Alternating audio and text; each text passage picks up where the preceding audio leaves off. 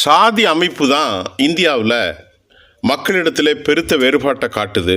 சாதினால் இழிவுகள் தொடர்கின்றது. வர்ணம் அடிப்படையில் உருவான சாதி கலப்பின் மூலமாக இந்தியாவில் மனிதர்கள் மனிதர்களாகவே பார்க்கப்படவில்லை. சாதி பிரிவால் அவர்கள் சாக்கடையிலும் மரத்தை தலையில் சுமக்கக்கூடிய கொடுமை இன்னைக்கு இருக்குது. உலகத்தில் இனவாதம் பல இடங்களில் இருந்தாலும் இந்த சாதிவாதம் இந்தியாவில் தான் இருக்கிறது என்ற பெரும் பரபரப்பான பேச்சுக்களை நாம் ஒரு நாள் அல்ல, 2 நாள் அல்ல, 2000 ஆண்டுகளாக பேசுகிறோம். ஆனால் இன்றைக்கு இந்திய சமூகத்தை ஒருங்கிணைக்கும் காரணி சாதி என்பதைத்தான் RSS பத்திரிகை அது புகழாரம் சூட்டி எழுதியிருக்கிறது, நியாயப்படுத்தியிருக்கிறது. இந்திய சமூகத்தை ஒருங்கிணைக்கும் காரணி ஏன் சாதி என்று அந்த பத்திரிகை சொல்கிறது என்றால், முகலாயர்கள் அதை புரிந்து கொள்ள முடியவில்லை என்றாலும் ஆங்கிலேயர்கள் தங்கள் நாட்டின் மீது படையெடுப்பதற்கான தடையாக இந்த சாதி அமைப்பை கருதியது. சாதி அமைப்பு என்பது இந்தியாவின் பல்வேறு வகுப்பினரை அவர்களின் தொழில் மற்றும் பாரம்பரியத்தின் அடிப்படையில் வகைப்படுத்திய பின் ஒன்றாக வைத்திருந்தது என்றும் RSS பத்திரிகை புகழாரம் சூட்டியிருக்கிறது. தொழில் புரட்சிக்கு பிறகு முதலாளிகள் சாதி அமைப்பை இந்தியாவின் காவலராக பார்த்து என்று வார இதழின் ஆசிரியர் ஹிதேஷ் சங்கர் தனது தலையங்கத்தில் கூறியிருக்கிறார். அதாவது இந்த பத்திரிகையின் பேர் தான் பாஞ்சஜன்யா. இந்த பாஞ்சஜன்யா பத்திரிகையில் தான் ஹிதேஷ் சங்கர் சாதி அமைப்பை புகழாரம் சூட்டியிருக்கிறார். அடுத்து நாம் என்ன பார்க்கணும் அப்படின்னு சொன்னால், இந்த சாதி அமைப்பு எப்போதும் எடுப்பாளர்களுக்கு ஒரு இலக்காகத்தான் இருந்தது. இந்த பாஞ்சன்யா என்ன சொல்லுது? முகலாயர்கள் அதை வாளின் சக்தியாலும் மிஷனரிகள் சேவை மற்றும் சீர்திருத்தம் என்ற போர்வையிலும் குறிவைத்தார்கள்.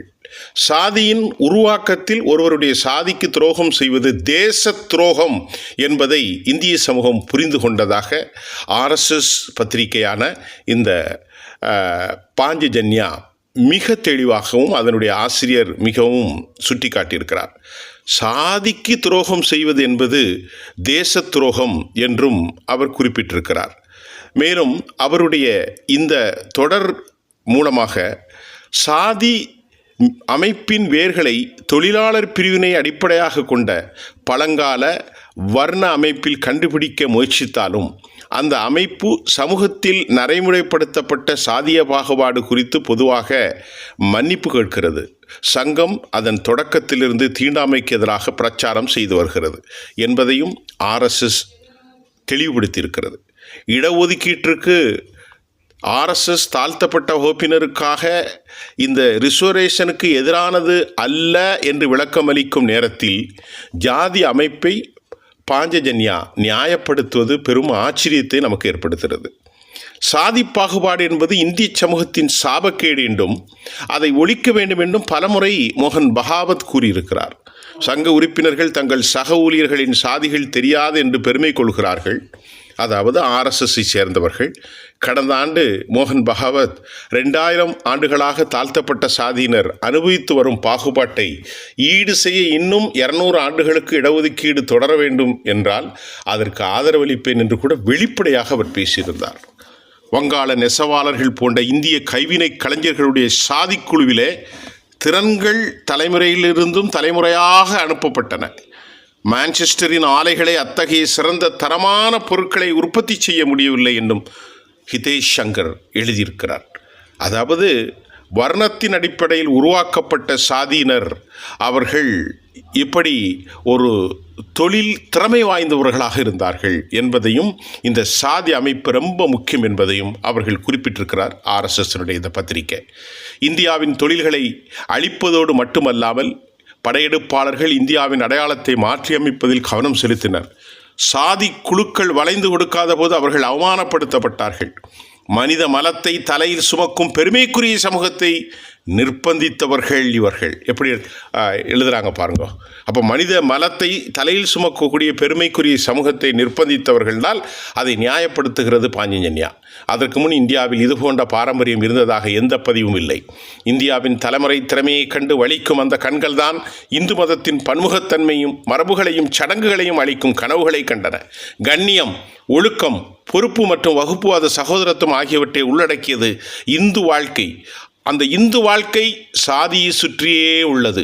சாதியை எதிர்ப்பவர்கள் தேச துரோகிகள் என்றும் கூட பாஞ்சஜன்யா குறிப்பிடுகிறது.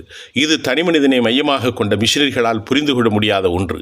மிஷினரிகளின் தங்கள் மதமாற்ற திட்டத்திற்கு சாதியை தடையாக பார்த்தார்கள் என்றால் காங்கிரஸ் அதை இந்து ஒற்றுமைக்கு ஆப்பு என்று எதிர்பார்க்கிறது. ஆங்கிலேயர்கள் வழியிலே லோக்சபா தொகுதிகளை ஜாதி அடிப்படையில் பிரித்து நாட்டை பிளவை காங்கிரஸ் அதிகரிக்க விரும்புகிறதா? அதனால்தான் ஜாதிவாரி கணக்கெடுப்பை அது விரும்புகிறது என்றும் ஹிதேஷ் சங்கர் பாஞ்சஜன்யாவிலே எழுதியிருக்கிறார். சாதிவாரி கணக்கெடுப்பை பாரதிய ஜனதா வெளிப்பாடாக எழுதியிருக்கவில்லை. ராகுல் காந்தி மீது தாக்கூரின் கேலிக்குரிய சாதி விமர்சனத்தை வெளிப்படையாக குறிப்பிட்ட வகையிலும் ஹிதேஷ் சங்கர் இந்தியாவின் சாதி என்ன? சமூகம் மற்றும் வரலாறு கூறும் பதில் இந்து இந்து இந்து என்பதுதான். ஆனால் காங்கிரஸ் கட்சியின் சாதியை கேட்டால் கிழக்கிந்திய கம்பெனி மற்றும் ஏஓ ஹியூம் என்றுதான் பதில் கிடைக்கும் என்றும் பாஞ்சஜன்யா கடும் கண்டனத்தை தெரிவித்திருப்பதாக இந்தியன் எக்ஸ்பிரஸ் நாளிதழ் தனது கட்டுரையை தெளிவுபடுத்தியிருக்கிறது. ஆகவே ஆர்எஸ்எஸ் சாதி ஒழிப்பை ஒரு பக்கம் பேசுகின்றது.